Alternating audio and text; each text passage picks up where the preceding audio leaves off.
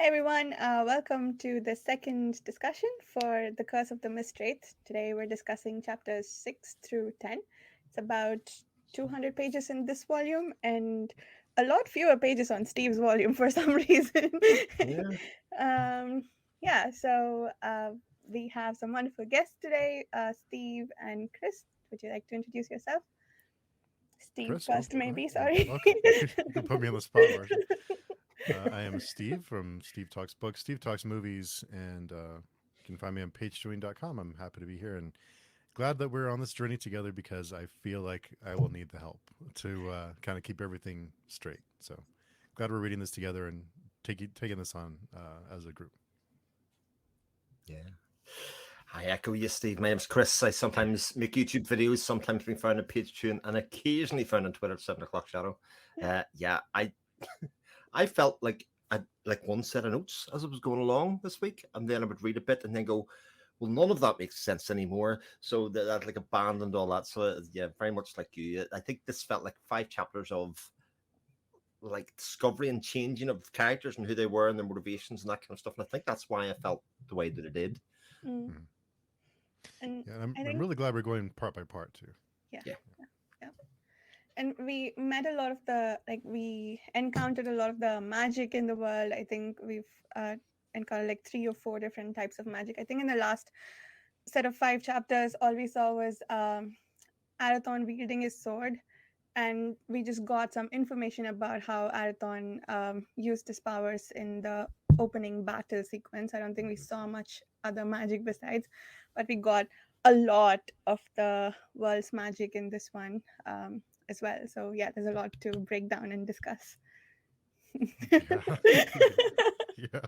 Yeah. So where do we start? Like honestly, I'm like, Mm, I guess we can start with Six in the Tavern. That was a yeah. yeah. fun. Yeah. Yeah. Sorry, go ahead, Steve. No, I was just No, go ahead. agreeing that it was fun. Oh. Go ahead, Chris. So we're introducing a new character in there, Eliara, or whatever way Mhm. you Elera, whatever way we're going to call that. And the fact that I didn't at the time realize that she was part of a different faction necessarily. I just thought she was an extension of the Fellowship, but she's from a competing faction, I think. And what I think by the end of our little journey of 10 chapters, we're sort of supposed to think are the bad guys. Although I am also not sure that they are the bad guys in a lot of ways. I Mhm. don't think it's quite clear who the bad guys, good guys are. But she is on this kind of voyage of discovery of trying to. I mean, she's obviously been sent in to do kind of exploration and that kind of stuff, but she's kind of doing it in her own way. She's kind of finding her own way to do it, and she kind of makes her own decisions. Right, I'm going to follow this person in the Fellowship and go to this tavern, and then eventually finds herself embroiled in a set of circumstances which she, if it wasn't for her, she saves the day, sort of, so to speak. I think it's fair to Mhm. say. Mhm. Yeah, yeah, good for Arathon that she was there, right? Yeah, Yeah. Mhm. I think we do meet her in the first 5 chapters, right? We saw I think we saw her interaction with the first enchantress. Yeah. the very And start. she's sort of like not quite following the rules or not being very obedient even during that interaction. I think she's like I think we get a mild hint of the antagonism that the enchantresses share with the um, fellowship, apparently, because they have their waystone. Is that what that's called? And the prime enchantress is too proud to ask for the waystone back. Uh, Hmm. and yeah, we do see that later on. Yeah, so I guess it wasn't super clear whether they were working with them then, but now we know that they're sort of an opposing faction. Yeah. It's probably not the best place to talk about it, but that whole is it the Corianthans is that their name? Mhm. Mhm. Their whole system of hierarchy seems fascinating Yeah. insofar as there's very much a class based system within it, and insofar as they're using these young orphans and these young kids as their Mhm. source of power. Yeah. And in some ways that sort of leads you to think, oh, they must be the evil people because of the nature of that relationship. But like, what did I find that from the glossary, or is that somewhere later on in the chapters that came from? I don't know Uh, if everybody knew that, even for instance. the using of the orphans, I Mm-hmm. Yeah, I think it was there was a flashback to Elira, is that Mm. Elira, her when Lyrenda, the first enchantress, she's sort of channeling Elira's feelings. That's when we see that, Yeah. the sorceress is, Yeah, so we'll see enchanted. that later on, yeah, when she's making Yeah, the connection, when she's doing the scrying or scrying, isn't it? That they're Scrying. doing the basic yeah, yeah. spying on the Hmm. other people. Yes, we definitely get a sense of it through there. Yeah. But I think that whole like another really layered magic system, like Hmm. not straightforward as far kid born with powers, kid powerful, kid can do stuff. Yeah. That an awful lot of fantasy series seem to do. This one's very much, oh no, you fit within a system. Mhm. Yeah. Yeah. And it's also sort of, um, yeah, I don't know if I got a full sense of this about whether you can train to do magic no matter who you are, or if Mm. you need to be like seeded with power. At least with Lysair and Arathon, we know that they have some innate abilities that were given to them when they were born. But all the other mages, like Darker, for instance, how did he come to apprentice with Asandir? Did he naturally have power, or did he just decide this is what I want to do? So yeah, that is interesting. And also the lifespans of the enchantresses and the mages, they seem to be really long lived. But if having power is what gives them the long lifespan, all of them have lived for at least 5 centuries Yeah. apparently. But Mhm. did the mages in Rawin, is that, yeah, the splinter world that Arathon and Lysa came from, do they apparently don't have similar lifespans, right? Because Arathon gets very upset when he realizes he's going to live for 500 years. So, I yeah, mean, he so, gets upset a lot in this, as it turns out, so which I think is in yeah, he direct. does get, Yeah, I, get I think it's in direct contrast to the idea that, like I had said last week, that after 5 chapters he appeared like the mature one, even though in yeah, age he wasn't. Whereas the next 5 chapters kind of went ahead and kind of disproved that theory in an yeah, awful lot of ways. He's impetuous, he's kind of willful, he's for kind of not reasoning and thinking things through, doesn't really know his place, and sort of feels to me at the start that he wants to push the boundaries. He wants to see, if I do this, what way will people treat me, or what way will it affect the world? Which yeah, I don't know whether we like as a reader, or whether we dislike or distrust it, or what it really does. mm, yeah, Yeah. yeah. It was a shift for me for sure. Sorry, Steve, you were saying. No, no, go ahead. Yeah, it was a shift to see the serious nature of Arathon. Like we've seen him so far, maybe grieving and Mm. thinking about everything that happened back on his world, and then now he's off in taverns trying to make mischief and getting willfully captured by the clansmen. And yeah, he does a lot to, and a lot of it seems to be, I mean, in some ways, it's very similar to what we've seen before, because we see at the beginning of the book him saying, just provoking Lysair to, see if they just kill him and like get it over with. Now it is, to test the limits of his freedom. If Asandir means what he says Mhm. about, just do this one thing for us and then I'll let you be. And yeah, so I guess it's sort of similar to what we've seen before, but I guess it's scaled up a little bit, the levels or extents to which he will go. Mm. And I really love the magic system, just the way it's described, and it just seems very like part of the world. It doesn't seem like a separate thing. But I love all the powers and kind of the way it's described. It has a very like epic Mm, fantasy feeling to it. It feels very yeah, smooth, very I don't know. It's something about the way it's described. It makes it sound really neat. Like it's I want to know more about it. yeah, yeah. Mm, we're I done. feel I feel part of that is the writing style, though, isn't it? Mm-hmm. It's very much, it's going to sound like a criticism, but nothing's described simply. Yeah. And I think that's one of its great powers, insofar as they could just say fireballs come out of somebody's hand, but it's not. There's like a weaving to it. There's even a perception to it that sort of even comes out when Arathon's playing his Hmm. Laurent, etc. it kind of comes over in waves and it kind of manipulates things very slowly around them, like all that kind of stuff. So it suits the writing very, very well. It's a good Yeah. point. Yeah. I agree. That makes sense.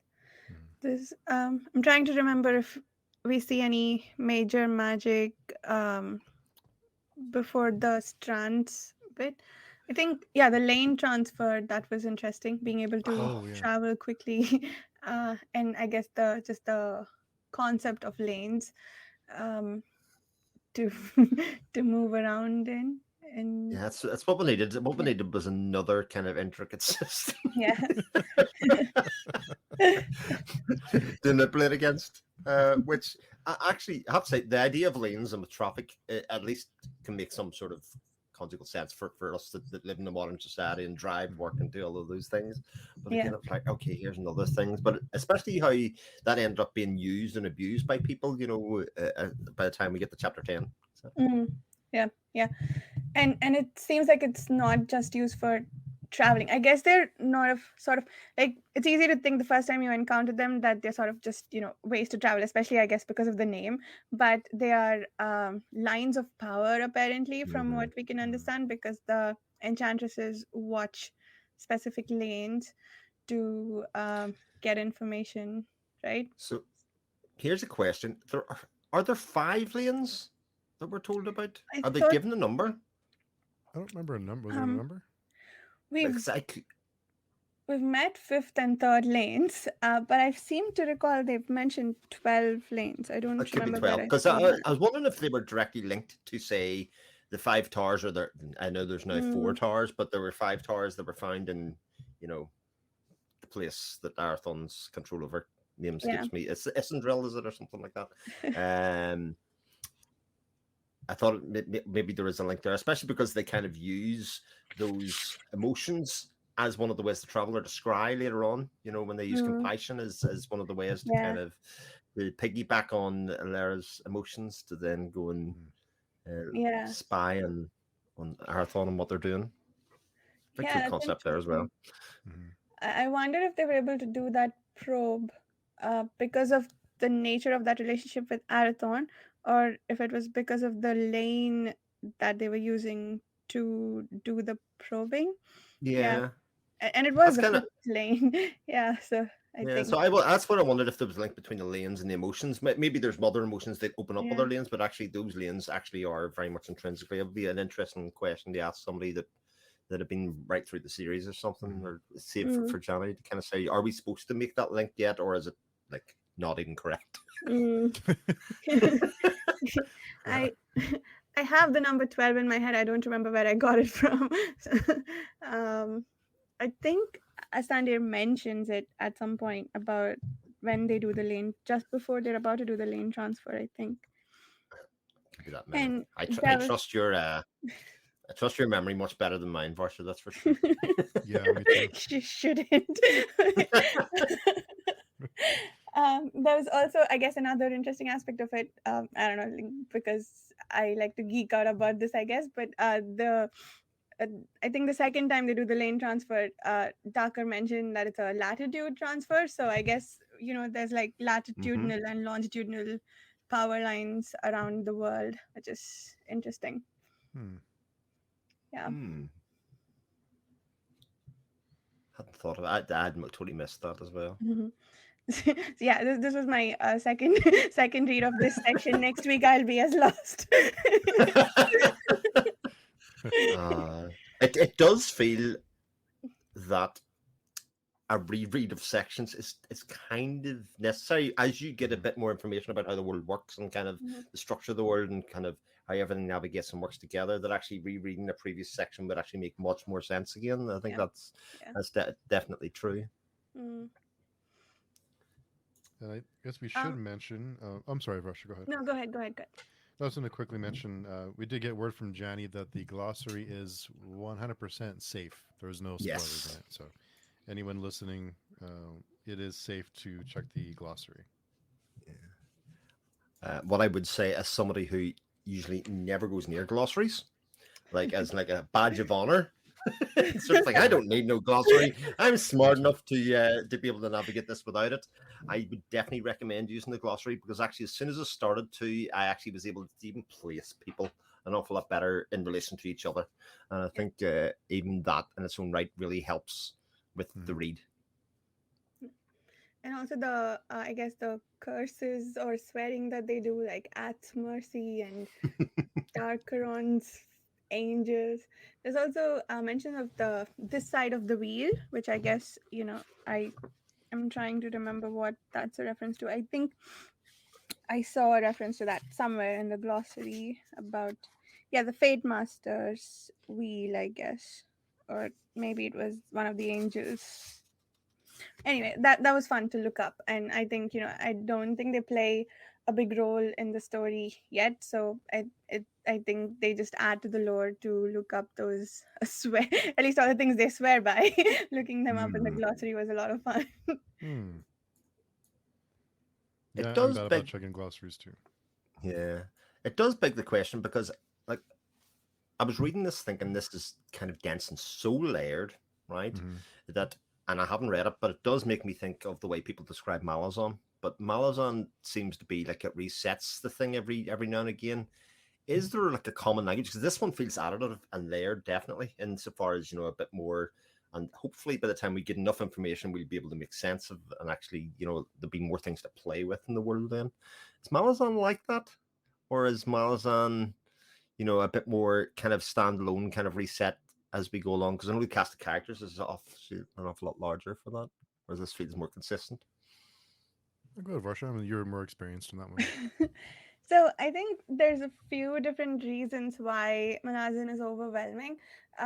One could feel overwhelming. Sorry, I don't want to make a gender statement, but is the first the first book, you just meet a lot of terms that you don't understand, and you just have to like patiently wait for Mm-hmm. to see it in more context that you won't necessarily be explained, but you might see the words in other contexts that you can then follow along and figure out.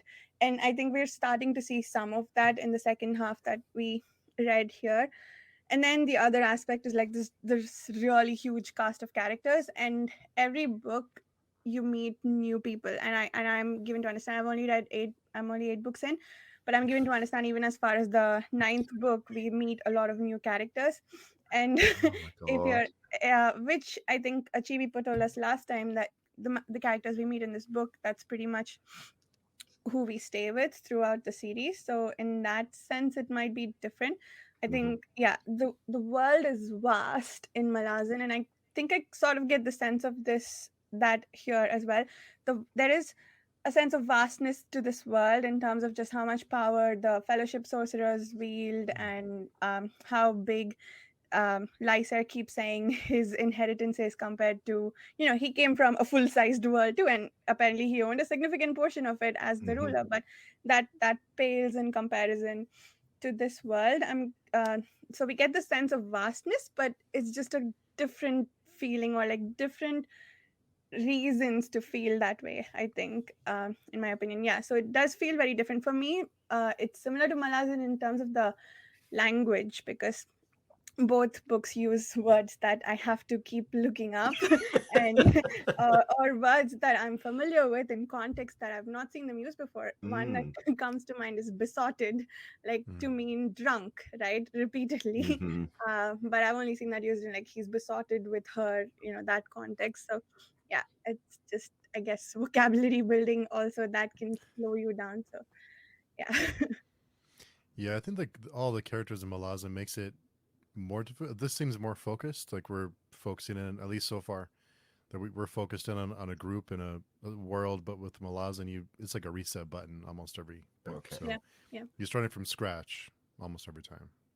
Yeah. I'm mainly just asking to draw parallels between obviously the mythos and story of this and then something else that other people might be familiar with, and actually for myself trying to make sense of actually where this fits sort of within the fantasy space. Yeah. I think we're definitely being eased into it a lot smoother than with Malazan, because in Malazan, like Varsha said, you just get dumped into the middle of it and it's like figure it out. But in this series, we're kind of eased into it. We start learning bit by bit, and we get kind of like bits and pieces, whereas with Malazan, it's like just like dumped on you. Like, Yeah. figure it And out. and it's almost sort of explicit in this book, I think, that we'll get explanations later. Mhm. And maybe with Malazan, like, I love the series, so this is not a criticism, but like maybe with Malazan it's more of a, I'm not sure if I will get an explanation later on, like at least not an explicit one. Here I feel like we might get explanations later, because Right. like maybe because of some stuff that's already happened, like we are told what a lane is the first time we encountered it, and like the detail with the casting of the strands and things like that. So yeah, I guess just different, layered and somewhat difficult, but different ways for me at Mhm. least. Yeah. Cool. I guess, sorry, go ahead, I was going Chris. to say the character I really thought was the most interesting in this whole series of chapters was Dakar. Mm, Um, because Dakar, up to this point, and even up to the end of chapter 6, I would say, is just seen as a bit of a drunk and a bit of a lout, and kind of somebody that is there for his visions and visions alone, and we has no other real use yet. In certainly subsequent chapters, we see that there's very much a hierarchy within the Fellowship. That he's very much the apprentice mm-hmm, of Ascendir all the time. He's very much that's who he is. That's who he's seen sort of as an underling, and I sort of feel like when the new princes come in, that it sort of reorders for him anyway the kind of hierarchy and where he sees himself. He's not at the bottom anymore. mm, He's sort of a bit further up, and that kind of assuages where some of his temperament comes from, and his change of temper and his frustration and all of that kind of stuff. So for me, he's very central in like the change of what has happened from the end of chapter 5 to now the end of chapter 10 is where he sees mm, himself, and the way he starts judging people, and especially Arathorn. yeah. Yeah. Yeah. I was trying to wrap my head. The first time I read it, I took really long breaks between chapters for some reason. But I couldn't remember why Dakar treated Arathon poorly or like thought poorly of him. And I think now I don't. When I was rereading the first few chapters, I think just at the very beginning, something Asandir says makes him conclude that Arathon is sort of a shady character, and he sort of keeps that I guess assumption about, right. He doesn't change that very much, and I Mm. suppose Arathon's also contributing to it by running off to taverns and by being insolent Yeah. to the other fellowship sorcerers, who I guess what's his name, Dakar has learned to respect. Like, he's in that hierarchy and he's showing respect maybe, and he doesn't like that Arathon is not uh demonstrating the same respect, perhaps. I don't know. Yeah, it just, the first time around it felt somewhat unwarranted, but I think this time I kind of see it's just like the clues are very subtle, I guess, the reasons that Arathon gave him to dislike him. Yeah, especially I didn't understand at the end of chapter, what was it, chapter 5, I guess, when Arathon pulls out his sword and therefore defeats the dragon-like creatures, and and Dakar's telling Lyser, "Your turn will come too." He could just be comforting him, but he's also expressing a clear preference to Lyser, right? Hmm. Yeah. Yeah. Hmm. He I, it's so interesting because it's very high moral ground for somebody that spends most of their time drunk. Yeah. Even the tavern scene where everything's going to happen. Arathon pretty much could have died, and he's been in a stupor for most of the time. Yeah. But interestingly, I think when it came to the part where they ask Arathon to basically give up his power, and be for Dakar to channel through him, to deal with the meth snakes, which is just Yeah. uh, snakes on drugs. He doesn't see the value in that because I think that's basically been his position for many years. Well, of course he did it. That's what his role is. So whereas everybody else is kind of going, but you've got to give him credit for that, And Dakar is basically the only person that doesn't. He's like, no, useless boy. Yeah. Yeah, I'm trying, and he feels unhappy about having to do that. I think he feels unhappy about how easily Arathon trusts him with his uh power, I guess. Yeah, that whole sequence was interesting to me. I didn't fully understand what was upsetting Tucker. Or yeah, Especially because the likes of Lysair and Ascendir are very much, no, look at the state of him. Like he slept for days and days here because of the toll that's been on his body. He's sacrificed an awful lot without question, even though it's quite obvious that he has grievances or questions that he's not getting answered in the same way as Lysair is, maybe because he's seen the people, he's kind of seen the kingdom he's going to inherit, all that kind of stuff in like a tangible sense, and Arathon obviously hasn't. yeah, yeah. There was that there's an exchange with Sethweir, right? Sethweir. There's a V in his name, right? Yeah. Severin, that was Severin or something. Is that who we're? Sethweir, the keeper of the Tower of Althane. He oh, why did it keep bringing me back to? I think there is a line he says about maybe he wishes he didn't behave the way that upset Tucker. Um, Yeah, Seth Veer is his yeah, name Sethweir. indeed. Yeah, but I thought again, very multi-layered and sort of setting up for the future. Very much about the relationships of who they are and kind of the way they see each other. Which is they haven't known each other that long, really. Even Asandir and Dakar don't really seem close for an apprentice kind of master relationship. Asandir seems very aloof all the time, seems very hard to read for others, but seems to also be the daddy who's in control. Mm-hmm. Yeah. And that's really interesting because apparently the relationship has gone on for at least a few centuries, right? Yeah. Yeah. Oh, yeah. So there's no giveaway that there's a bond there between them other than they have been traveling together and kind of even the times they've often been off doing their own thing. Dakar obviously in the bar, but Asandir off doing whatever it is that he's doing. Even at the start of chapter 6, we're just kind of told he's off doing other things, which I'm sure we'll get filled in on. But the fact that he does realize and knew about what happened at the tavern is kind of telling at the end, because I think we as the reader are like, oh, maybe he doesn't know, and that was a lucky escape. But actually, it seems like as most of those kind of characters, those father characters, they sort of do know what's going on a lot of the time. Yeah, yeah. And I think for Taka, we also see some things that I think so far, what you said, right, that we aren't expected to respect him too much because he's drunk all the time. But there's, I think, 2 or 3 glimmers of like more, I guess, depicting him as a more serious person. I think there's one line that says outright that he's being serious right this moment.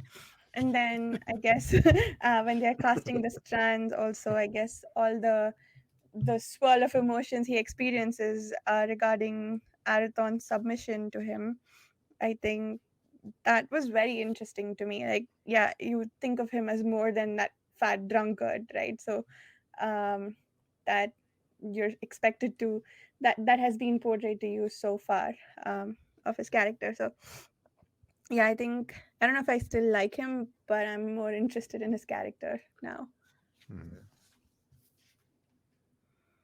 Here's a question: do you like anybody really? Is any of them really somebody that you can really tacitly hold on to and say, this character I like, I'm kind of going to bat every time?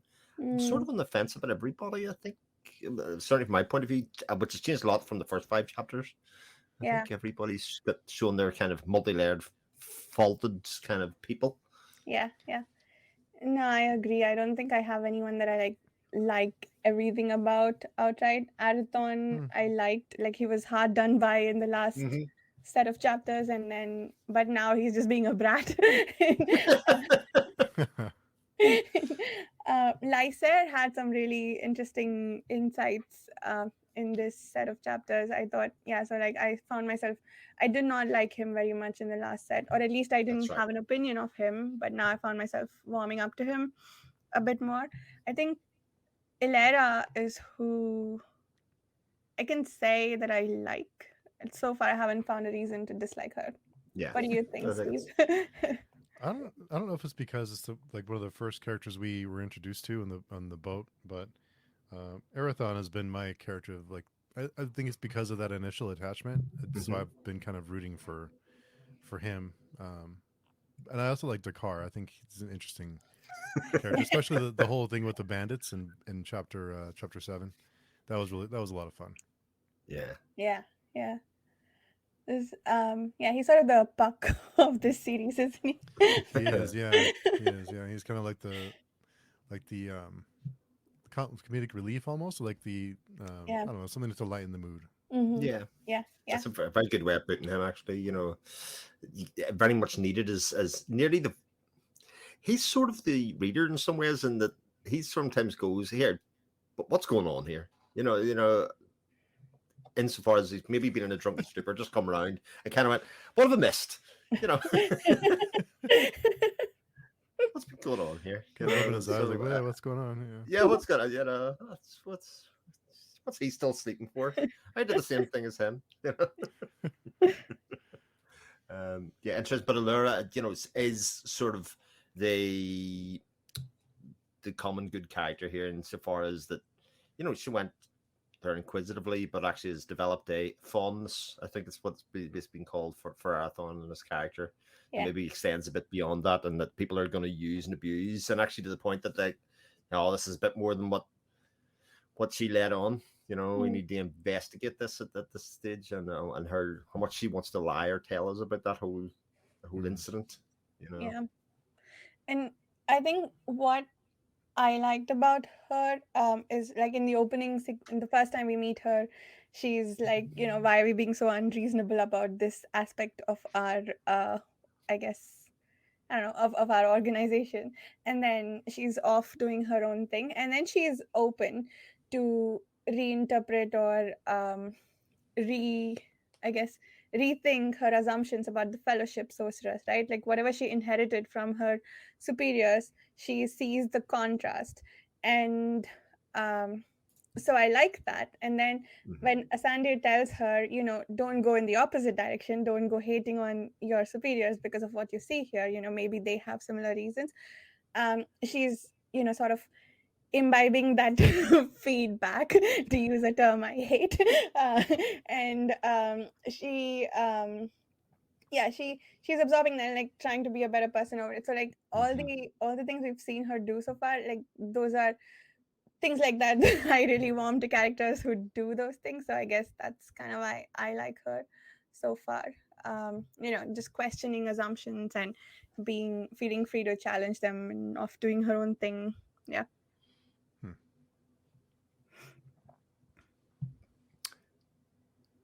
Next Um, talking point for me, if we need one. What's that? Lysier have another talking point if we need one. Sure. So Lysier and Arathon both seem to kind of, by the end of chapter 10, have fallen into who they were from birth, so to speak.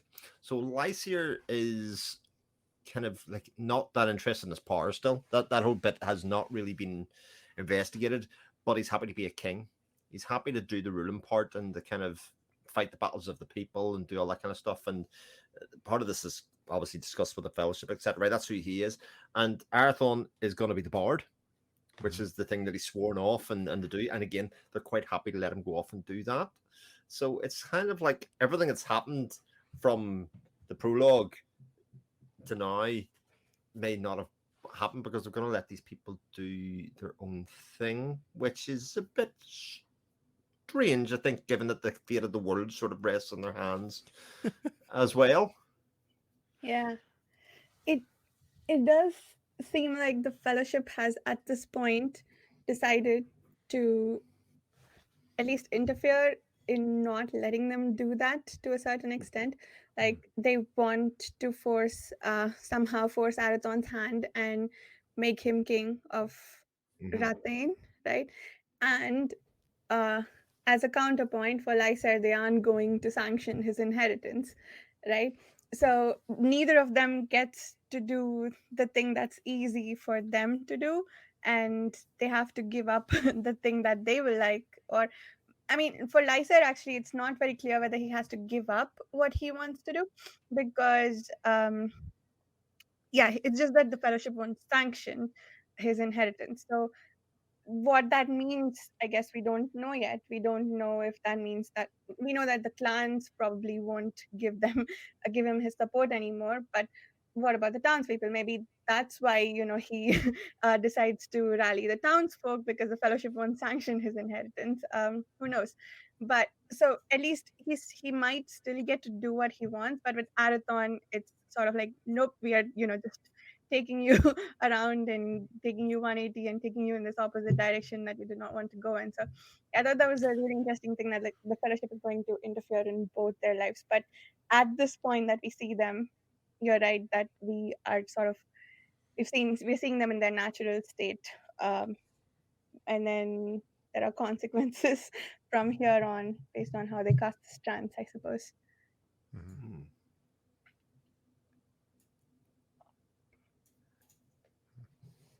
I'm trying to see any other. I'm looking at my notes for other things that. Are we still talking chapter 6 or Um. are we? Yeah, I don't know if Oh, we've okay. moved on. I feel like we went a bit over the place, but This is yeah, we my were fault. focusing. No, no, No, no, no. It's good. I It's think good that stuff. that's how. I Yeah. just didn't want to jump ahead if we were still if you guys had anything else on chapter 6. No, I The only think other something. Yeah. the only Sorry. other Go thing ahead. I'd say about chapter 6 is, and actually all of chapter 6, is it shows the fragility actually of Arathon, and by Hmm. extension Lysair, insofar as that if they're not immortal. Mm, They Oh could. yeah. They're still threatened by the very common things that are everybody's threatened by. Street violence, all that kind of stuff. The world could come to an end, and everything that could happen to them could come to an end very quickly. They're fragile, and I think Hmm. that's kind of one of the things that happens in the tavern, is that you kind of see, actually, but for it being interfered or something, he actually can't do that much. His powers only extend so far. Hmm. Might be able to take care of Mistwraith, but dealing with people, not can't do anything in that aspect. And I thought that was an interesting. I thought that was actually the whole point of all of those first couple of scenes within 6 and 7, is to actually show that actually these two boys, while they are powerful mages who are going to save the world, actually are very weak. In the big mm, scheme of Hmm. things. yeah. Yeah. And I suppose also how vulnerable the world is, because if they go around putting themselves into danger like this, then if they die, maybe the world never recovers its sunlight, right? So Yeah. yeah, I guess that was also interesting. And I think so normally when heroes who are supposed to save the world, who know that they are the only person who could save the world, go put themselves in danger, I'd get furious. But in this case, I feel like Arathon's not attached enough to this world. He just came here, he was one exiled here, and then he had his memories messed with by the sorcerer. It's unclear to him what his place is in the world. So this one, I almost empathized with him for behaving in this way, rather than like my usual reaction, which is like, what are Mm-hmm. you doing, the world depends on you. You kind of wonder if they're ready though, right? It seems like Mm, they may be the people to do it, but would they be able to do it right now? It doesn't seem like yeah. they're quite ready yet. That there's still some growing and learning and honing their skills, and so it seems like if they are the people, they couldn't do it right now. They have Yeah. to Yeah. grow more. Yeah, and that is really interesting, because I think the place where we stopped, it sounds like they're already trying to defeat the Mistwraith. That's right. And Yeah. Hmm. yeah, that is a little strange to me, that they waited 500 years and they wouldn't take the time to maybe train Lysair a bit more. Arathon seems to be in control of powers, but what about Lysair? He doesn't seem to be able to do a lot with his powers. Maybe he doesn't need that, but yeah, the lack of training in that, yeah, that's really interesting to me. Why the urgency, I suppose? um why not give at most, like, how long has Arathon been training? 25 years. That's how old he is, right? He must have been training Mm-hmm. 15 years. Could could they have done like an accelerated training of Lysair to get there? Maybe, I don't know. Or maybe they didn't need to, just raw power perhaps. Nobody seems to care. They're much more concerned with putting him on a throne and kind of getting the people to rally around him and kind of being this figurehead. Yeah. And if not him, then one of his, or that idea that, okay, well, if not him, then he needs to have kids, and then Mm. we'll manipulate those kids to kind of do what we want them to do as well, which I Yeah. thought, again, is a really interesting take on the hero kind of journey. Mm. Insofar as, well, we just need their bloodline. We just need Mhm. kind of who they are as a family to fulfill the prophecy. We don't actually need these two idiots Yeah. in their own right, you know? Yeah. I kind of wonder if it was just desperation that they're finally here. Okay, let's go now. Mm. Like we don't Yeah. want to wait anymore. We've been waiting all this time, so let's go. Like let's Yeah. go do this right now. Like they were just so desperate and so eager to have this happen that they don't want to wait a minute. They just want to go. Yeah. Which doesn't. I don't know if that's the best approach, but Yeah. For such a long-lived, far-seeing organization as the Fellowship, that does feel a bit short-sighted. But I don't know. Maybe we'll get an explanation later on, because it's also unclear right now. Like they don't know enough about the nature of the Mistwraith to even like foresee the future with it. So if they don't understand, and a few of their Fellowship sorcerers have been hurt in trying to, I think Traith was injured when trying to stop the Mistwraith from coming into one of the gates, right? And so like they could be in danger. So what have we done so far to make sure that the princes don't get injured in the process? Maybe the casting of the strands gave them that information. Perhaps maybe that's something we don't know yet. Yeah, there's so much about the world that we don't know as a reader, but it feels like the people within the world who should know what's happening don't know about. Like I sort of feel like the Fellowship have had such a control over the world for a long time. They feel like the world is theirs to control, you know. And so far as well, what's going to happen? They have that meeting, they'll use the drug to see into the future and see what's going to happen. Said right now, but know this: what are we going to decide is going to happen now for the whole world? Yeah. It feels like that has been in their purview for an awful long time, and I think what we probably find is that because there are aspects and things that happen outside of the Fellowship, that actually their ability to control everything is not as strong as they would necessarily hope or think. Mm. I guess that's also a point to the contrast between the Fellowship and the enchantresses, right? Yeah. The Fellowship sees the enchantresses as like this meddlesome group, and the enchantresses think that the Fellowship have too much control, right? And we don't know enough to make a judgment yet. We've seen some mean enchantresses, and we've seen some seemingly kind sorcerers, mages. And yeah, so I guess we are expected to form an opinion so far, but maybe not. I feel like that could change at any point. Yeah. And we also get, obviously within the sorcerers, except lots of people seem to have roles. Some people are guardians of this gate. Some people's job is just to do this. Some people is the mind of vault, all that kind of stuff.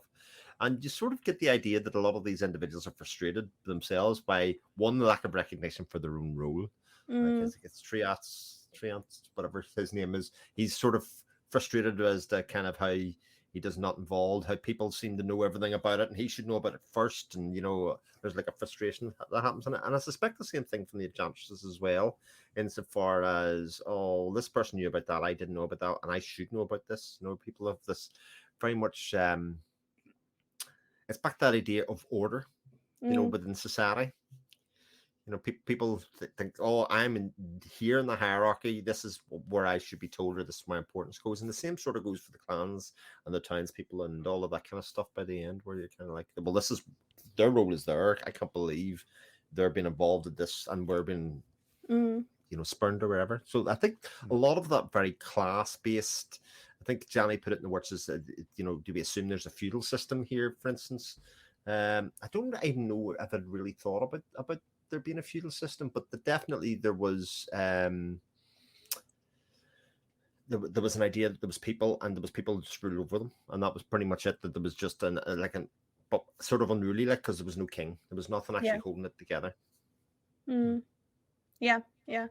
Yeah, I agree. I don't know if I necessarily thought it was a feudal system, but I think there's clearly a, what is subversion the right word, that the barbarians are the nobles and the Oh, townspeople are Mm. the, I guess, non aristocratic folks Mhm. who are currently in power, and the barbarians are like, the dacoits, I guess. uh Mhm. yeah. hmm. It's a weird name for leaders though, isn't it? Barbarians, because Yeah. barbarians obviously Yeah. usually Yeah. means something completely different. Right. Yeah. Yeah. The use of that word is interesting. Yeah. Yeah. I guess um it has a connotation of a lack of refinement, right? Like lack of Mm. appreciation for finer things, or that you live in the wild. So I guess we've taken sort of like one aspect of that definition and used it to label the clans folk living in the wild, perhaps. Mm, I'm trying to think. Oh yeah, so you mentioned the bloodline earlier, Chris. Yeah. So there was an interesting statement, I believe. Asandir at some point says that Arathon has inherited the compassion of his bloodline, which is very Hmm. interesting to me because I feel like that has philosophical implications in this world, right? Like you inherit something like compassion. If that's something that you can inherit, then lack of compassion also is probably something that you can inherit. And so, like, I guess the conversations around the morality of actions and free will and stuff that you can infer from that are very interesting. I'd like to see if that plays out. It was that really revealing, or again interesting, because again I'm still very much interested in building this kind of character space of who Lysair is, a person, who's Arathon is. Um, and Asandir makes this thing where he says, Arathon, a lonely boy raised in the company of elderly mages who had all loved him at a distance. Hmm. He had Mm. grown without a mother's affection, but hereditary compassion had turned him in from resentment, which is pretty much what you said. And he readily forgave what he did not understand and defined his joy through his competence. Right?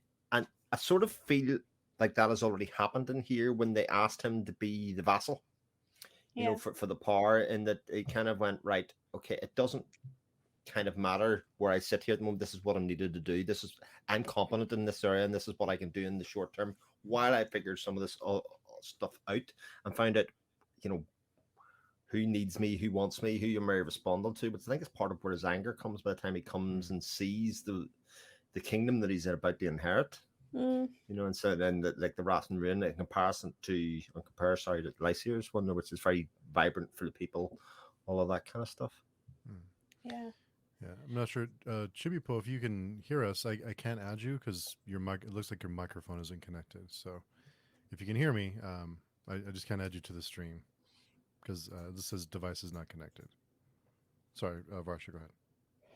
Yeah, I was gonna say, I think that's really interesting, what you said, Chris, because I think, um, based on something that Arathon says later, this him offering himself up as a vessel in the, you mean the when they try to defeat the snakes, right? Yes, In indeed. that Yeah, yeah, yeah, instance, yeah. yeah, I think what he says later on, when he's all nice to Asander and he's no longer in a foul mood, this was actually a test of whether Asander will let him do this, right? Like, I think he's cheerful later on and forgives Asander for whatever he put him through earlier.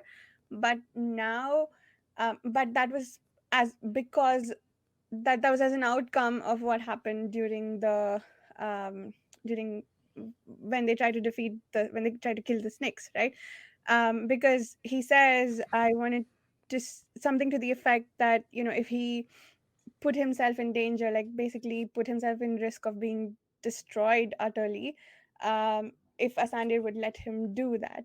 And so I think what happened later for me is a bit more of an example of this, about readily forgiving what he doesn't understand. Um, or maybe at that point he's understood and is ready to forgive. Yeah, I don't know. But I thought that that was interesting later on what he said. Mm-hmm. Yeah, I think the background of who Arathon and Lycia, I don't think I was really prepared for how the background, etc., would play so much into the future, if you know what I mean, in terms of writing Mhm. and in terms of characterization. Normally normally authors leave these kind of stories so that it's very clear to see who's good, who's bad, and it'd be very simply kind of laid out, oh, they're angry because their mother left them when they were young. Mm. That's pretty much it, and Yeah. that be done with it. Where obviously in Lysier's part, he's more than that. He was raised to be a king. He was raised, with a father who sort of kept him at arm's length in some ways. And you know, it seems like every chapter we get a little bit more of who these people were and the way people see them, and I think it's really, really interesting. Yeah. Yeah. Yeah, it's not clear cut. It's not just, oh, this person is behaving this way because of that one thing that Yeah, was yeah, said. exactly right. Yeah, one thing defines them, which isn't Yeah. obviously isn't the case. Yeah. And I guess, yeah, I'm also really, I think, sorry, I'm maybe picking up a topic that we already covered, but how Asandir and Sethway think about Arathon with so much compassion, I think, and they tell Ducker to not be too judgmental. I thought that was interesting too, like that fits with our earlier assessments of Arathon so far. Mm-hmm. Hey, GB Pope. A wild chibi Poe has entered the building. Hello, and I am so very, very sorry. I took up on house sitting for some friends for their spring break for their cats, and Oh, I was that's sitting right. here right before uh, getting ready to join, and then I apparently fell asleep in the chair. And I looked and I was like, oh, that's not good. And now I feel terrible. And I am so very, very sorry. No, no As big somebody deal. that's 45 years of age, that is a constant threat in my life. Right about the same. And I Yeah. was just like, I popped up and I was like, oh, it's 150. And then trying to figure out, because I'm using their computer, why it wasn't letting the microphone work and wasn't seeing it at all. But I refreshed and it does. So, all right. Well, enough about that, though. Where are we? I sort of could Fumbling. tell, but They're fumbling in the dark. Yeah, we have been obviously talking about a lot. These 5 chapters or so have been going long, and kind of feeling like things are constantly moving. I think between the character interactions, in terms of where the hierarchy of people sit, and the relationships that already exist, and the people that are in the different factions, how their kind of hierarchy works, and kind of what people's intentions are, longer term. I think as we get the kind of the middle of the book, kind of think, right, what are people going to do? What are they capable of doing, etc.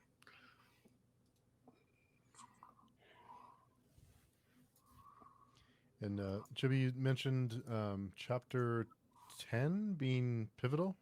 Oh yeah, that's right. Yeah. there is a moment in 10. Well, there's a lot. By the point of 10, they are. We've reached the kingdom of Wraithen, and Mm-hmm. they pick the spot where they're going to fight the Mistwraith from. And then we've seen them a couple of times before this, but our favorite enchantresses who've been sort of following along decide to do a little bit more than follow along. It does not go well. And it's actually a pretty cool moment, but our prime enchantress, she does not react well to, I guess, shall we say, being upstaged at all. And that will be important, to say the least. Okay. Yeah, these young upstarts. I suppose in both ways, between Alera and Arathon and Lycia, they're kind of like a law unto themselves. They're making their own decisions. They're making their own choices about what to say, what not to say. And those that are kind of sitting in the hierarchy above them are like, okay, this cannot be allowed to pass in some ways. Well, it's interesting when you look at after Arathon, upsets their scrying. and you look at her reaction, Mm. and I'd almost say it's kind of it's a touch crazed. You see how she refers um, to him, and the fact that the fellowship are letting him walk around. She calls him an abomination. Yeah. It's kind of like, wait, what? I mean, I can understand being annoyed because they you know uh, did a thing, but abomination seems kind of strong. She says that because of his ability to perform elemental magic, right? Mm-hmm. So And that he's been trained as a mage as well, and she's just mm, so like She she's didn't. afraid of his power. Yeah. um yeah, it's What? like whatever he did, she's just like it came at her left ways, and she's just Mm, Yeah. completely, whoa, no, no, no, no, no, no, no, this cannot stand. mm, Yeah. So again, the natural order has been upset by these new characters, so to speak, like Arathon, which again is interesting because in the tavern, I mean, he was about to be stabbed to death or beaten to death. His powers didn't extend to influence over that kind of part of the world, whereas in this kind of scary magic side, he's very much a threat. Mhm. He's very much somebody that needs to be taken care of, or an abomination, as you say. Yeah. Which I really like that it's he's not all powerful. Yeah. He has certain things he's good at and certain things he's not so good at. No, I mean it's like it's um an impressive stunt, but like with the have you covered yeah, I think you have the whole bit about when they're casting strands in the after the bit with the snakes. we didn't talk about that in detail, and I think Johnny Woods Mm. has a few talking points for that scene as well. So Okay. we can, yeah, we should talk about that. That was a really cool sequence. Um, it was one of those where it's like you see a little hints of it here, but like Asandir, and you get the hint that like with Dakar's perspective as they're manipulating the power and everything. It's like, what? How powerful are these guys? Mm. Yeah. And like certain things that um, in the conversation with Ilera where um, uh, it talks about the brothers, and you know and he says, she achieved what the seven could not, and she says, is that possible? And he's like, and he kind of sidesteps answering her, Mm, where he's like, what is possible does not always concede with what is wise. So it's like it's a could not, but mm, I think I said it in the last one. We've really only brushed the surface, but they walk very slowly, very softly. mm. Um, and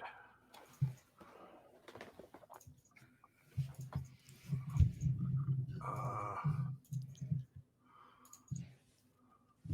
Yeah.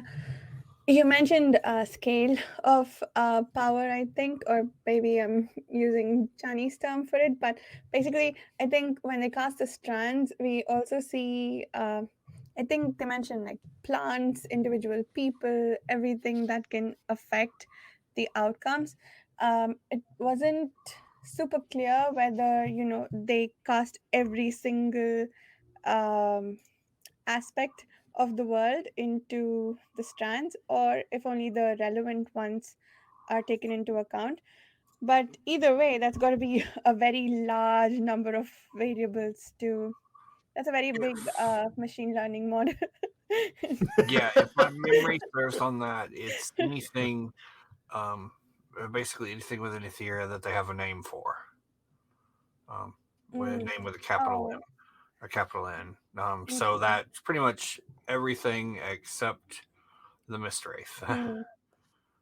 That's why they're so Interesting. blinded by it. Hmm.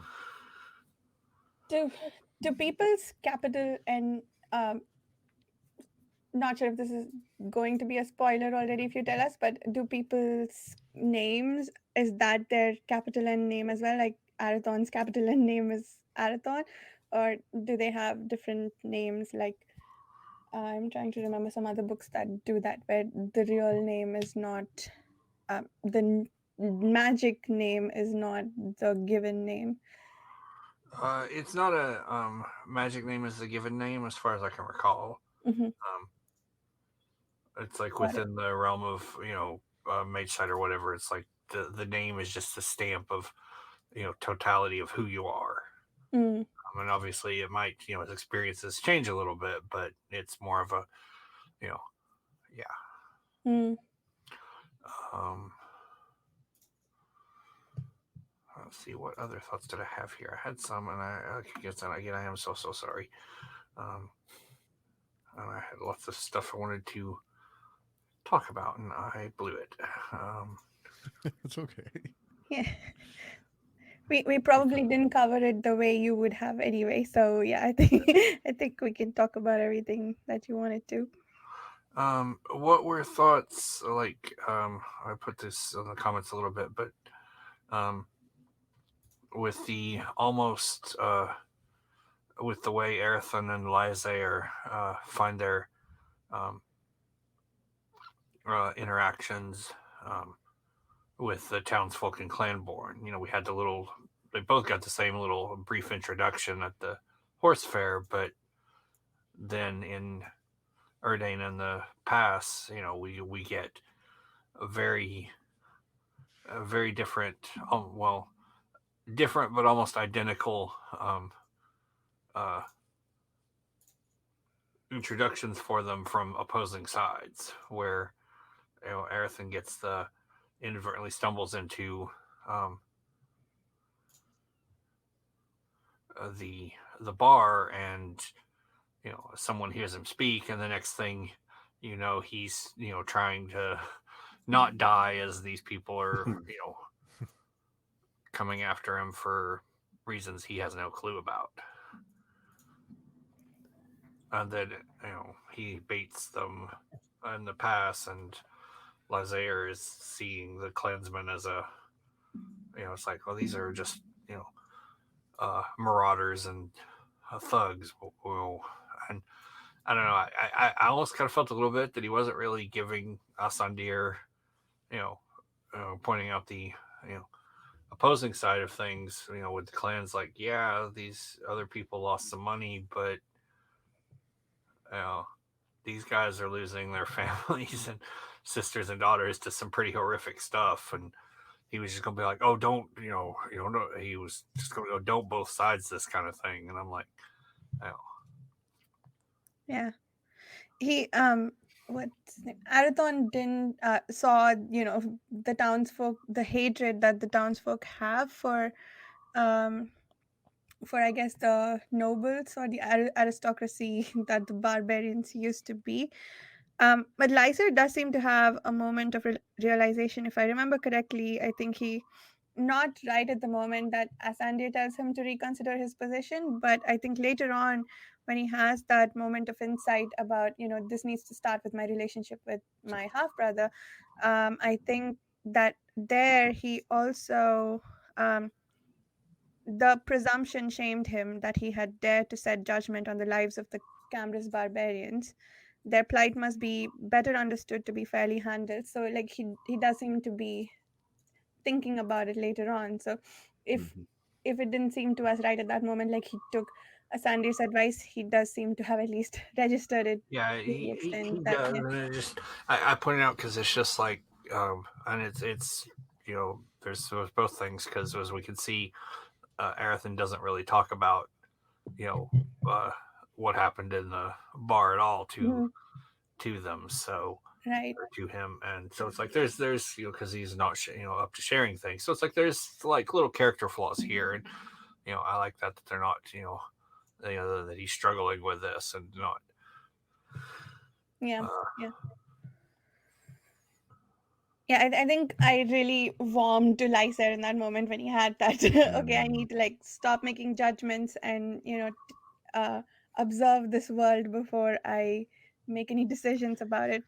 So yeah, and I guess that's also really stark contrast to what the um, mages think will happen later on, right? Like from this moment of realization that I need to be objective about these and not pass judgments to, oh, he's going to rally all the townspeople and wage war on the clans. Like, how does that happen? And Satvir seems to think that, or one of the mages made the assumption that the Mistwraith is causing that manipulation.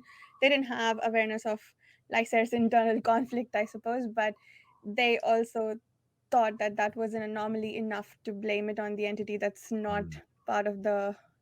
Yeah, that Yeah, it's somehow something is going to happen involving it that um, right. will upset everything that they're planning for. But um, Uh, It's sort of interesting. I think I've said this before that again, Lysair kind of makes those judgments or that realization, and he kind of goes into that I'm a king. I was born to be a king mode, and this Yeah. is that he's got a responsibility for people and doing whatever else at that stage, and regardless of whether it's the Mistwraith or anything else, he believes that that's an area of comfort for him, Yeah. or Yeah. that he knows what he's doing on that. That he doesn't need a Sindir, he doesn't need those other people around him to help him achieve that aim. Mm. And I think he also turns an assumption that I had when I was reading on its head, that his choice to be king rather than study his magecraft, that felt like a sacrifice the first time we encountered it. But then the thoughts in his head, he's like, no, I'm taking the easier way. I'd rather be king and fight for glory than take the hard route and study and hone my craft or whatever. So I think, yeah, there's this notion of both brothers choosing what feels easier to them, and not being able to um or at least the fellowship might interfere with that. And in contrast, then you had Arathon and his magic loot, or Laranth, or whatever you want to call it. Oh yeah. The what I would probably just think of as the Indiana Jones and the Last Crusade moment of these couple of chapters, where he comes out with a tattered and battered version of a thing, and everybody's saying, "No, it can't be that one." And of course, I think it had like one string or something. yeah, it's String. battered and broken and all the rest of it. I wanted to ask you about that because you play music, right, Chris? I do. Yeah. Yeah, so I wanted to get your thoughts on that whole section there where they talked about music and instruments. Yeah, I mean, I think I've said this before. I think it was when in the last chapters when it said other musicians can spot other musicians. I think that's very true.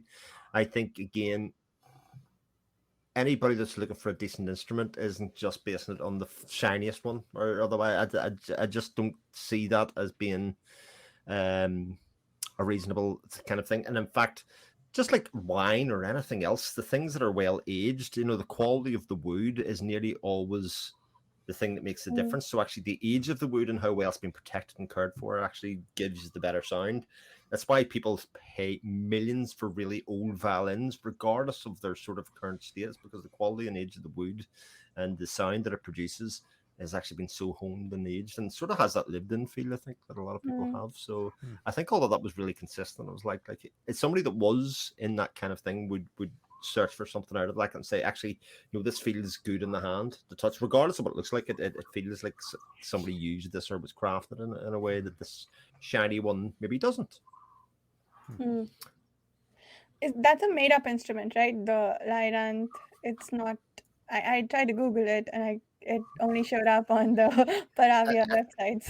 I think it's a lyre, basically a guitar of some sort. I think is what I had kind of taken it to be, but I didn't Google it to even see if that was a 14-stringed instrument commonly played by bards in Aether. There's so 14 stringed, so 14 pretty fancy 14 guitar there. strings. Wow. Yeah, so 14. I think what 14 strings basically says is a very complex instrument. I think that's really what you're trying to communicate when you say some of there's that many. I can only be played by an expert, so probably for that reason. Which would be interesting to ask Johnny, because obviously Johnny's an artist don't know if she's a musician, that kind of stuff, but whether that was part of her thinking when she was kind of putting that kind of mythos together.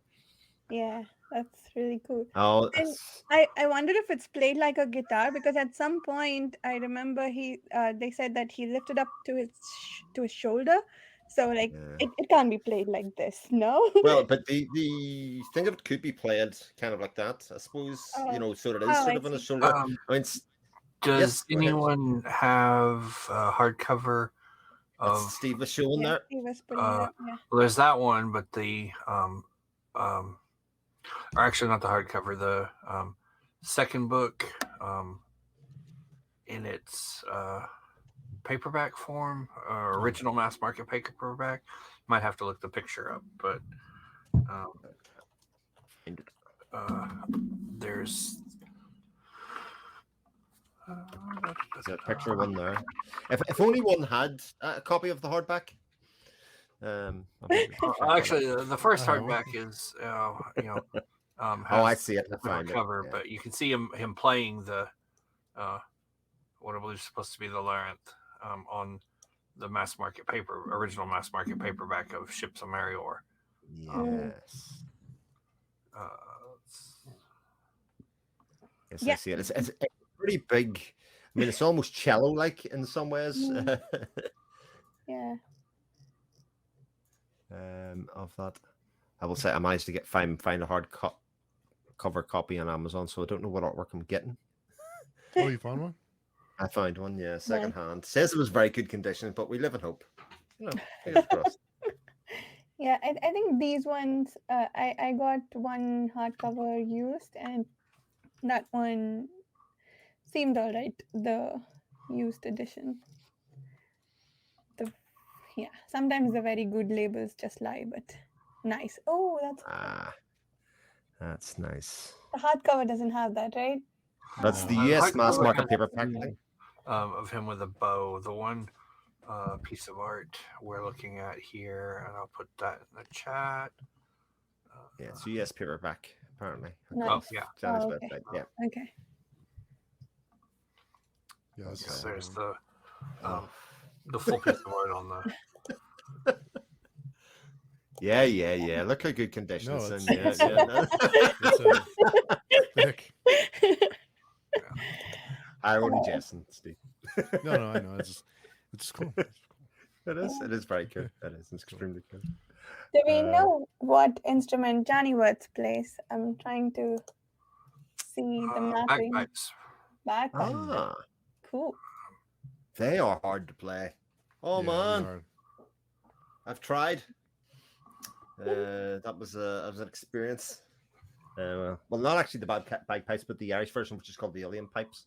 Very, very similar, a bit smaller, and how to do. But yeah, I did have a go one day, and then had somebody who was like, let's just say, extremely gifted at it, play it in front of me, and kind of make me feel kind of about that big,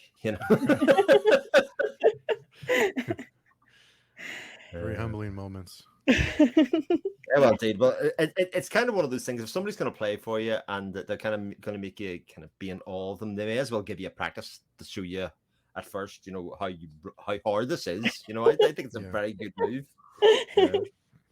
Yeah, see how hard that was to watch this. Yeah. Yeah, that's exactly right. Yeah.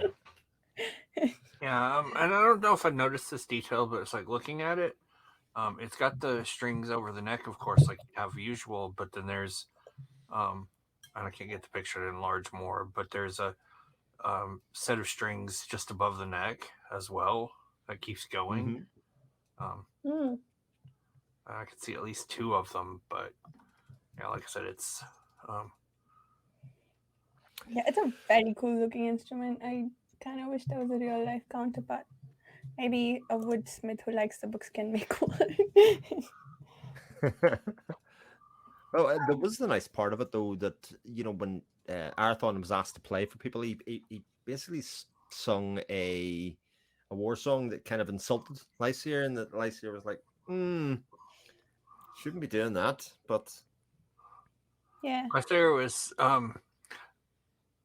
what's the it's one of those. It's like, yeah, you can see, I guess, almost a little touch of the same mania that seemed to seize his dad, or his dad was obsessed with the whole thing, and you get the feeling it's like all the things that happened in that feud, they're just that he can remember. They're just there, you know, in the back of his head.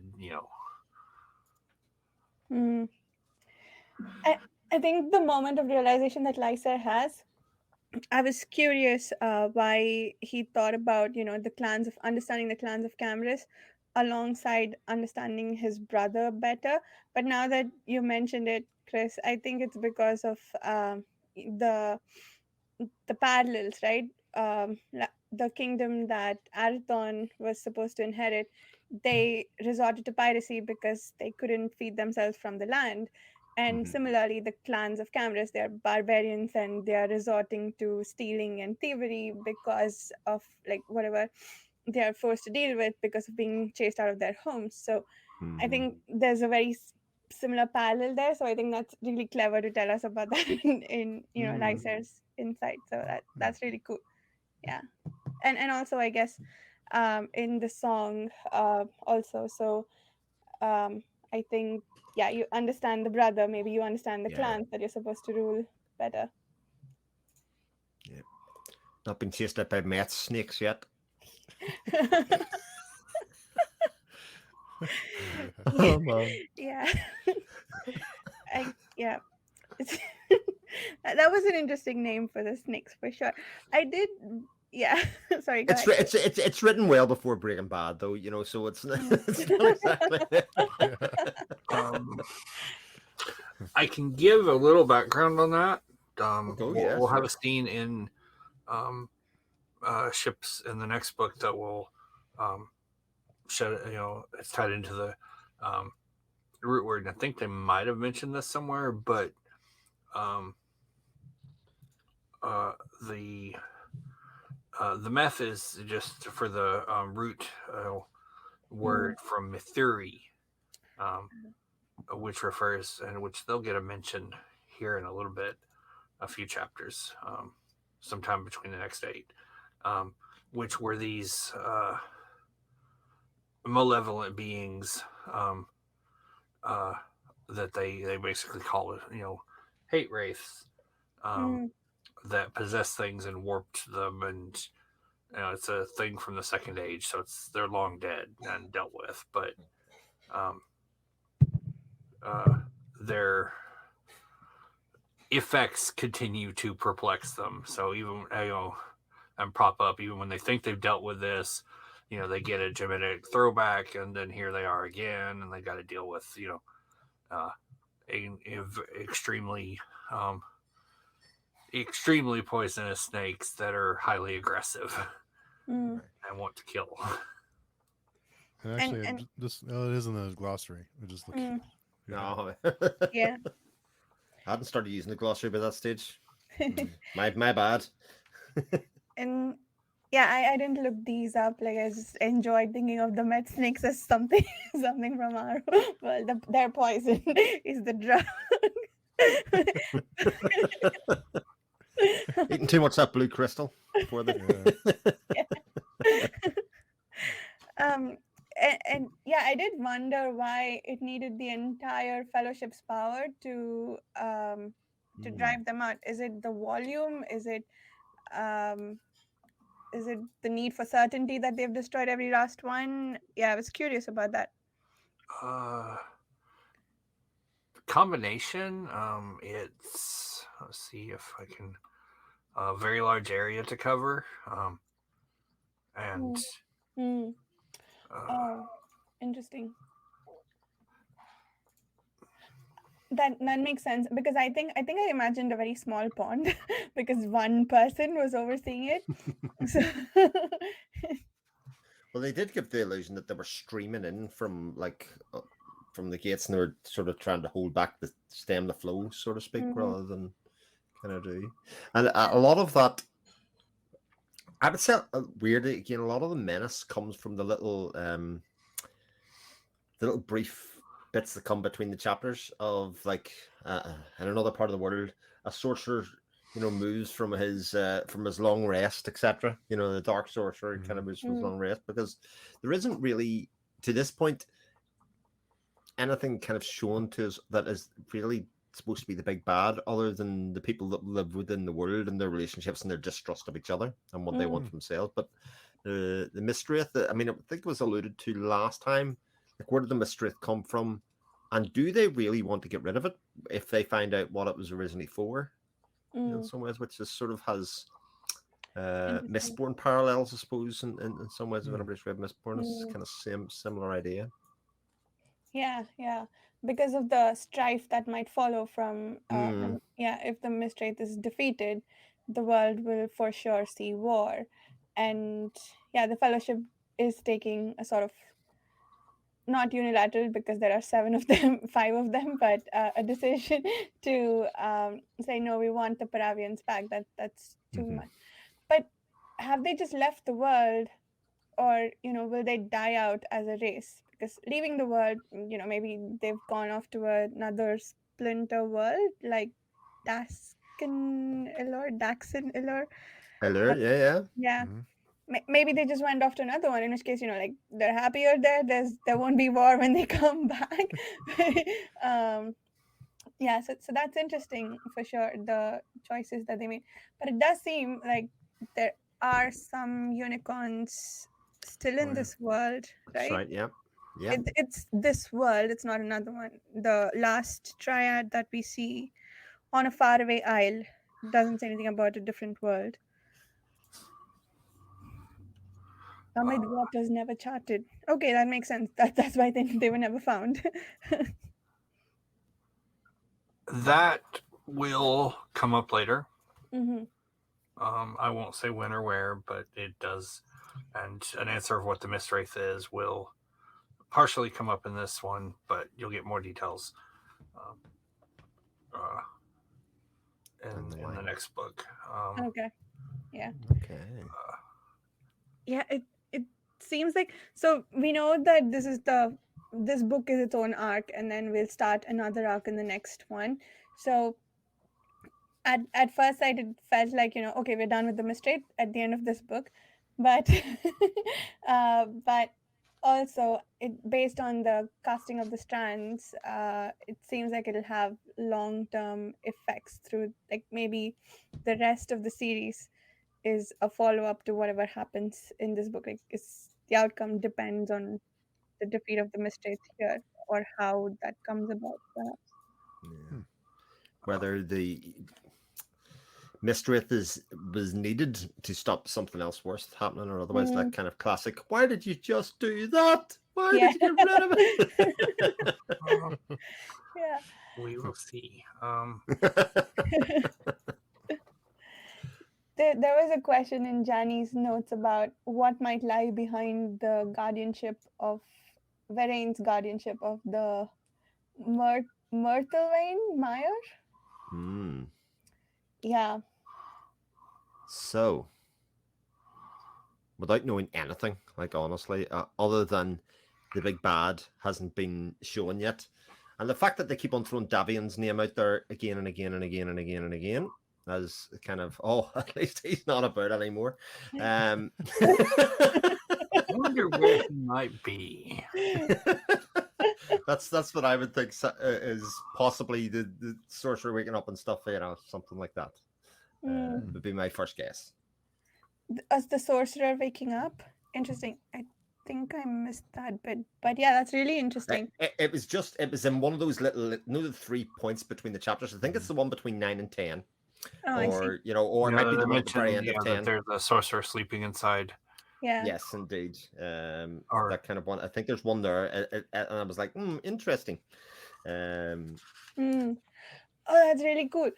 Because my interpretation of that was one of the Fellowship sorcerers was sent to find the Paravians.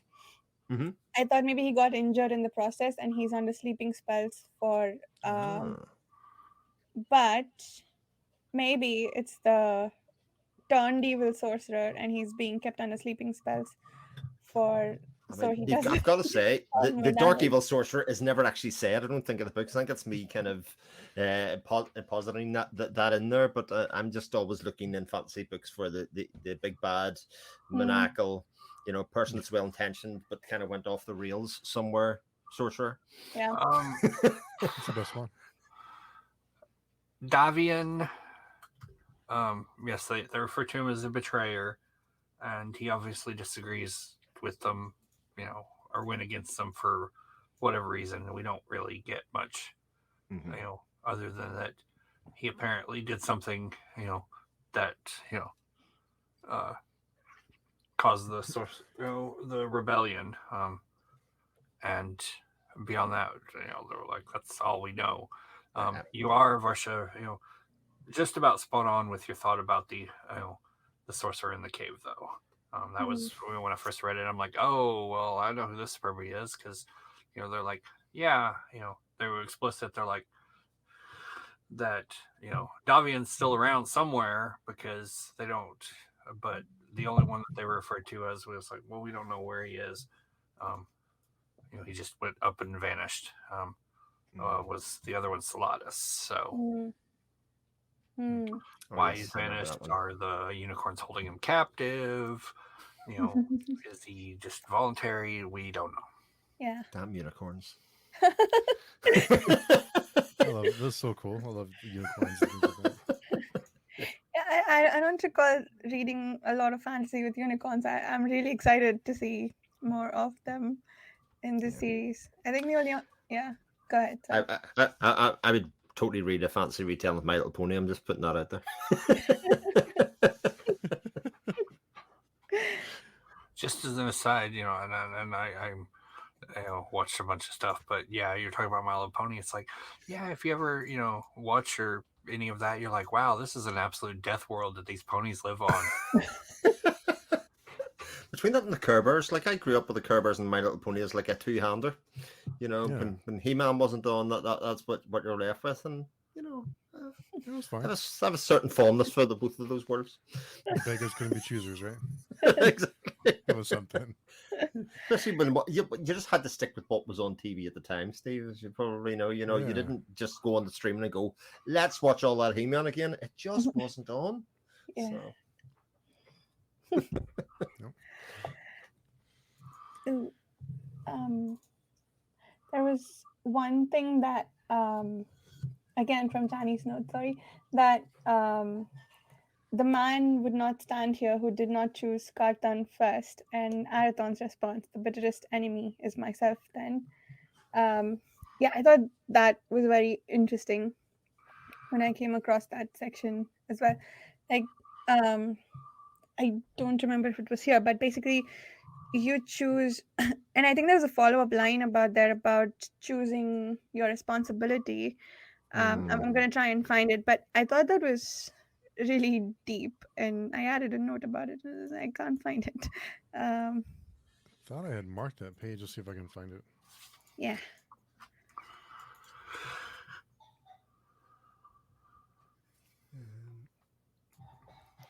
Yeah, and it is very clear that everything that happens, it's just kind of, I needed to fill the end of this paragraph. I'll just read it like this. It's very clearly thought out.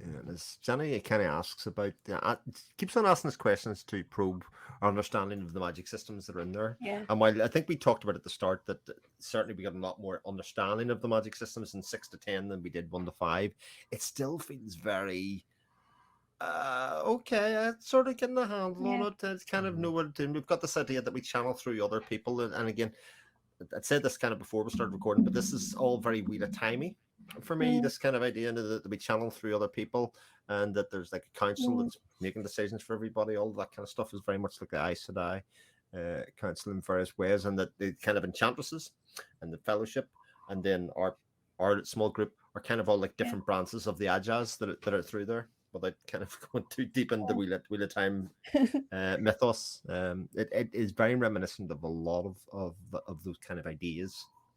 Yeah. And I suppose the male female segregation Mhm. of magic, maybe they have different abilities. We don't know yet.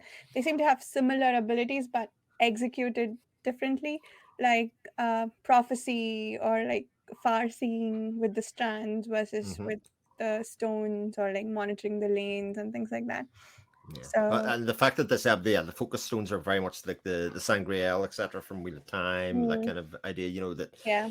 it's not so much that people have power, but actually it's these focus points and these kind of like stones that they have that will actually be the undoing or really create the ultimate power. It's not so much that it's inherently in one person; it's kind of through the artifacts that are within the world. Mm, yeah. Yeah. And I really, for the prophetic aspects of the magic, I really like that we don't. I guess this is different, that we're figuring out all the possibilities and we are making one of these happen. And even with Darker's spoken prophecy, it's not like this is bound to happen. It's just Hmm. most likely situation. So, It's like Yeah. this could happen. Um, mm, One interesting thing when they're casting the strands is, um, and refers to names of things and whatnot. And Dakar, takes note that without the drug, the TNL, um, that he with it he can like interpret what they're doing and follow along.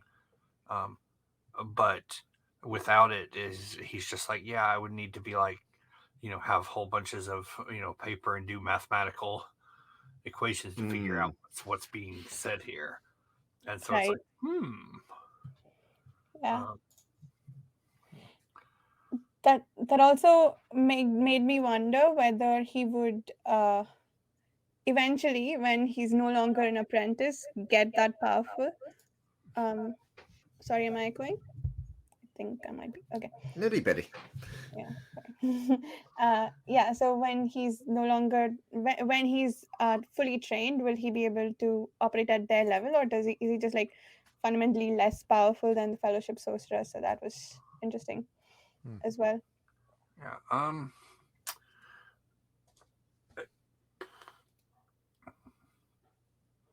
I think too a fair bit of it with him is also just um, because he's uh, several hundred years old at this point by his own admission, um, but he's also kind of set in his habits. So Mm, would I he see. ever be as strong as one of the seven? That's a very good question. Yeah, Uh, that seems like a really long time for someone to apprentice.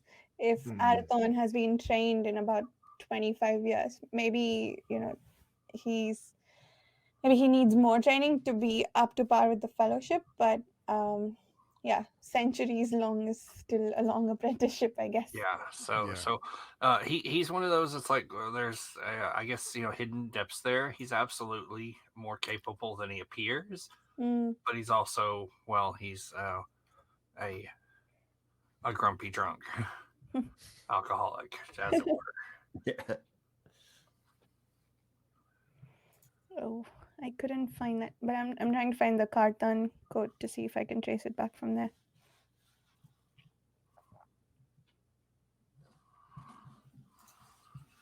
Mhm. Other than the quote, do you guys have anything else on your notes or? No, other than just kind of a bit confusion is the wrong word, but trepidation is the kind of where we're going with some of Mm. this, and it was a nice place to end because it did feel like things were happening at the end. The fact that they were dealing with the Mistwraith in some small way, and it was starting out they were having some sort of effect in the world, and also that the factions were kind of pushing themselves more to the fore. So kind of like the enchantresses were like, oh my god, we have a. It's almost like again Rand as being this channel of man. This is an abomination. Mm. As you quite said, Mhm. for sure. And then obviously the clans and the townspeople kind of setting off and saying, actually, these people we thought they were going to be great for everything, but it turns out they're a threat to what we have going on here. Yeah, yeah. I think One thing that I wanted to discuss, like maybe the last thing from my notes, was the manipulation that Asander resorted to in the end by saying, "Oh, it's so pretty here. You wanna see? You wanna take a look?" And then like not, and then at Ithamon, like they're absolutely suffering, both of them, and yeah, I guess we see Arathon lose faith in Asander again at that point. So I thought that was interesting because of how bad Asander feels about having to do that. But also, yeah, the descriptions there of the unicorns and everything, like I highlighted entire sections. It was very beautiful, the writing. Yeah, I reread that and I'm like, oh man, that's yeah, it's a ties in nicely to some of the earlier stuff too, where Elvira talks to him and I don't know, they're very gung ho about men did this and therefore men must correct it and you know whatnot, but and that way you don't you know uh where she remarks that he didn't manipulate her but he easily could have, but I'm also like, I guess they're kind of sitting there, I guess um um when they do interact with people, even in just like someone who seeks them out in a conversation, it's like just the act of talking to them, that's going to affect people and change them, and you may not necessarily.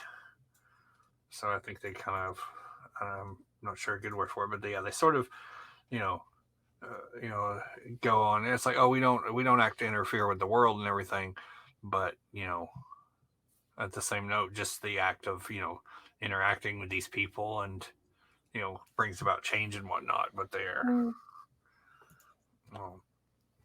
but yeah, then he just goes and is like, oh yeah, here you go. Let me give you this apple. And then you'll know all the things. And he does warn him. He says you can block it off if you want to, and Arathon very naively says, why would I ever want to?